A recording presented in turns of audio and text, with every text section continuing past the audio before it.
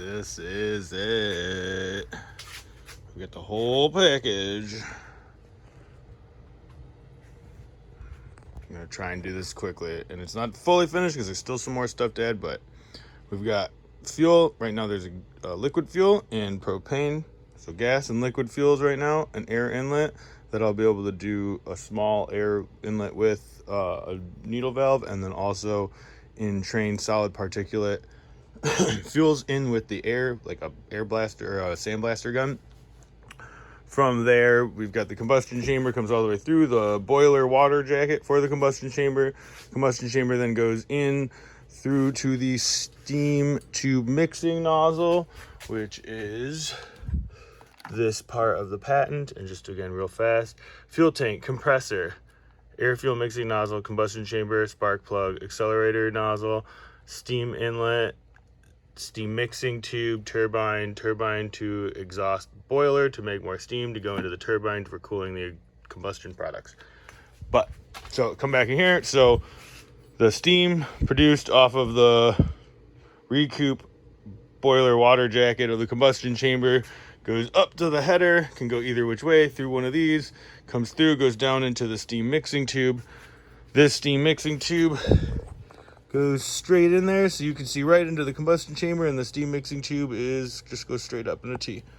And then this will also have the boiler water that's in here, and this will be a cooling water jet that I can put right down onto the combustion nozzle leading in, because everywhere else is cooled down, and I'm just worried about this getting red hot here. But now this is literally plug and play. We can put the turbine right up to it, tri-clamp, just direct in. It's ready to go. Now, where we got some really cool updates on this now, sleeved into each of these, because I'll come over to this side. Sleeved into the top up here is a heat exchanger that comes down and back. That is going to be the air compressor intercooler. And so the air compressor usually the air coming out of it comes out at about 100 to 150 degrees Celsius. 150 is probably pushing it, but that hot air coming out of the compressor will go into the steam header, and it works as a steam superheater. So the compressor intercooler, which is number 11 on the patent above, it's an intercooler between each stage. So the compressor intercooler is sleeved into the steam header it's a compressor intercooler steam superheater for going into here, so that it's the compressed air is coming out hot, that you can recoup the heat of compression from it, because that's literally 90% of your energy in most compressors that don't recoup the heat of compression is just thrown out.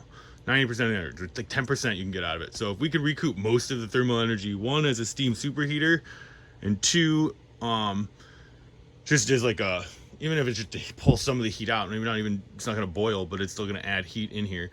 But I'm kind of losing my track here. So if it's not direct hot air coming into it, this can also be used as a combustion air preheater for heating the air before going into the turbine. Then on this lower rail here is the same exact heat exchanger inside here, which, since this is the downcomer side, all the steam that's made up here and any moisture droplets that are made will then drop to the downcomer.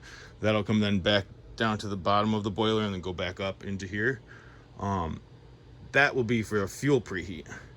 And why I did the fuel and air preheats inside the boiler is because that way the fuel or air can't get too hot where it'll auto ignite before even getting into the combustion chamber. Also, for pressurizing the fuel, you don't really want to heat it too hot. That's getting really dangerous territory right there. But that being said, being in the boiler and the steam inside that boiler will only ever get as hot as the steam inside of it will. And unless we're going over 75 psi, that steam will never get over 325 degrees Fahrenheit. That makes this pretty acceptable for being able to preheat fuel without having any issues, and either using this as a compressor intercooler steam superheater or just a combustion air preheater for the combustion chamber. It's golden. It's good to go. like this is a plug and play system, hyper modular. Like, so like it seems like there's like so much stuff inside other stuff, and up until this point, these kegs down here have been basically aesthetic. However, if you notice, there are these 3-inch openings on each of these, and then each of these kegs have 3 1.5-inch outlets.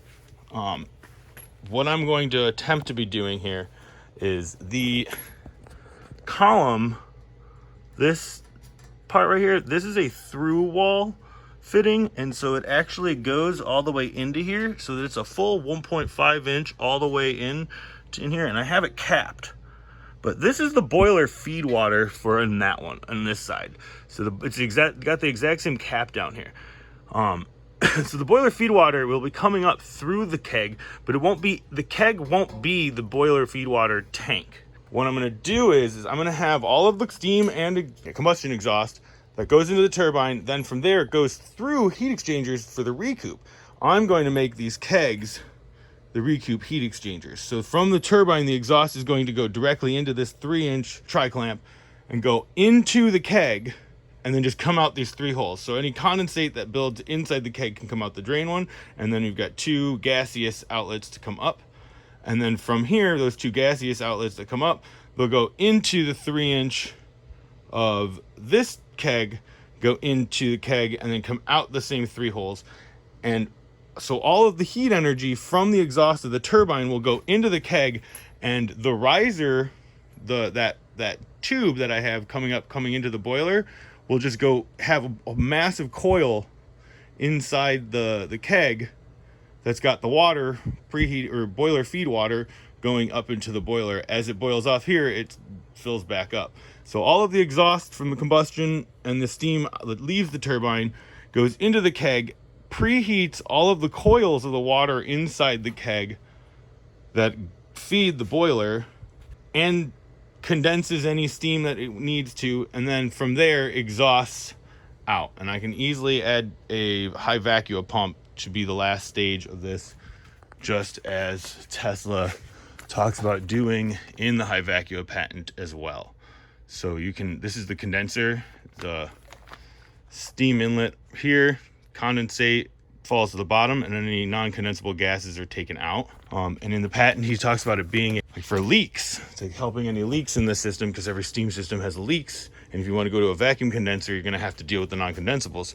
But where this gets really cool is that we don't have to worry about just leaks. We can still operate the vacuum Cryophorus with the combustion system. So we've got the vacuum condenser, we've got the combustion, high pressure, high temperature steam going into the turbine, and we want it to go to a vacuum so we can get the highest efficiency out of the turbine. So from the turbine, we still go to the vacuum condensers, but we've got non-condensable gases in it, so lots of them from the combustion system. So along with condensing in these condenser tanks, we can then have the high vacuum pump pull out the non-condensable gases from the combustion. And now, because we're actually extracting heat out of that combustion gases while going to a vacuum and then through a vacuum pump, we're turning it into an inverted Brayton cycle then, which means we've got a high pressure, high temperature combustion plus steam to vacuum condenser plus inverted Brayton cycle to atmospheric pressure. I know it's kind of crazy, but essentially you've got high pressure steam to vacuum condenser plus high pressure combustion gases to a vacuum heat exchanger, and then a second stage vacuum pump that brings it back up to atmospheric pressure. And if you're not familiar with the inverted Brayton cycle, it's no different than taking pressurizing or compressing air, heating it, and expanding it to atmosphere. You can take atmospheric pressure that's hot, expand it into a vacuum, use a heat exchanger to take the last of it to reduce its size or its volume, and then use a second stage compressor to bring it back up to atmospheric pressure. So it's the same thing, you're just doing it at a different temperature range or pressure range. So instead of high pressure to atmospheric pressure, using atmospheric pressure to low pressure, and then coming back up to atmospheric pressure.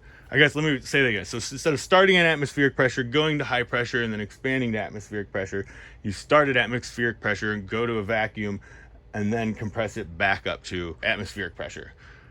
And so what this does is it puts the two systems all in together, but it does not work unless you have the heat exchangers on the exhaust doing the heat work, the heat load on that fluid, so that when you pump it out, you're actually getting a net power out and you're not just recompressing what you expanded. And I hope that kind of comes through, and I hope that makes sense to you guys. But this is great. This is so, everything's just kind of, it's like it literally even fits together, so all the air and fuel go in and back and come right back down to where all the air and fuel need to go into the thing. Like all I got to do is put a compressor here and add like as many tanks as I want for testing, and we are good. And then eventually I'm just gonna start wrapping these with tanks, or just put do another keg in the middle here, and that's the fuel tank. Or keg in the back here. You got fuel tank, and heck, I could even use the dip tube for being able to like use it like a regular keg, like I was filling beers, but I'm filling it, I'm pushing out fuel. So you just pressurize the keg and then it pushes the air or the fuel up into the nozzle. Like it really doesn't get better than this, guys. Everything you need: air recoup or preheat, fuel preheat, air fuel mixing, completely fuel agnostic, every kind of fuel we want. And when I get the entrained powder fuels, literally completely fuel agnostic, and that means we can start using powdered iron and even just like milled dried grains and stuff that are flammable, pulverized coal.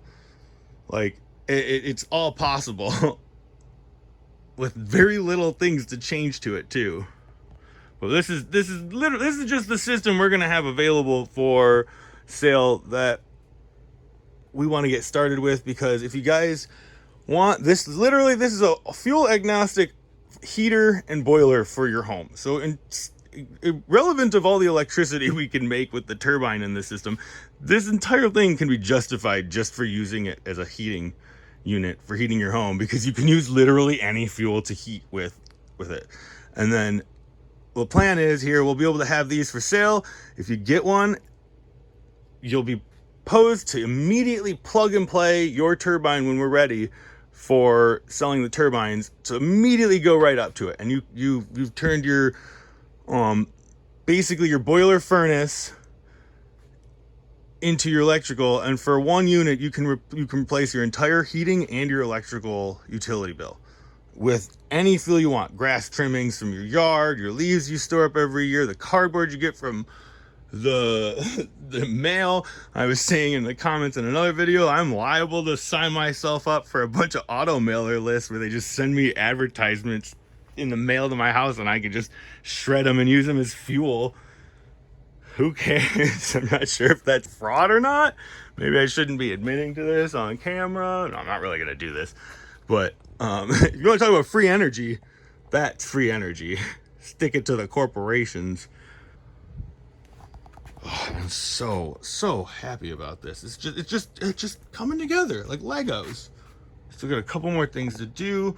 I'm working on the I'm gonna be able to do dual liquid fuels, so I'll have a gasoline and a waste oil input, and then I'll have so that'll be changed around a little bit. Like, what more do you need? All right, catch you later, guys. Have a nice day.